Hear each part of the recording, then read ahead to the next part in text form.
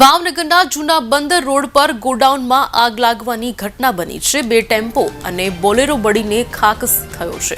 સિમેન્ટના ગોડાઉનમાં અચાનક જ આગ ફાટી નીકળી જ્યારે ઘટનાની જાણ થતાં ફાયર વિભાગ ઘટના સ્થળ પર પહોંચ્યો હતો। ટીમે પાણીનો મારો ચલાવીને આગ ઉપર કાબુ મેળવ્યો છે।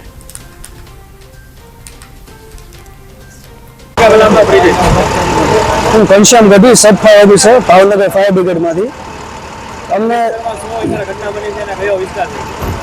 10:50 ની આસપાસ કોલ મળેલો કે જૂના બંદર રોડ પાસે સિમેન્ટનું ગોડાઉન છે, ત્યાં આગ લાગેલી છે।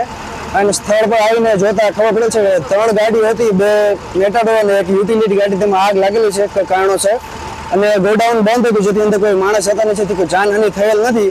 અને 3 ગાડીઓ હતી સળગી ગયેલ છે અને ફાયર સ્ટેશનથી 2 ગાડીઓ આવીને આગ પણ સંપૂર્ણ કાબુ મેળવેલ છે। કોઈ પણ જાનહાનિ કે ઈજા થયેલ નથી અને સંપૂર્ણ કાબુમાં છે સ્થિતિ। બંદર વિસ્તારમાં વારાગડીયાવા ગોડાઉનમાં આગ લાગે છે એટલે આ લોકોને ફાયર એનઓસી લીધેલી હોય એવું કંઈ? ફાયર એનઓસી આ ફેક્ટરી એક્ટમાં છે ને એનઓસી લેવા માટે હોતી નથી, તેમને એનઓસી નથી લેવાની હોતી। આ શોર્ટ સર્કિટના કારણે થયું પ્રથમ જાણવા મળે છે। હજી આ કેના કારણે લાગી પ્રથમ જાણવા મળે નથી, પણ તે તપાસનો વિષય છે અત્યારે।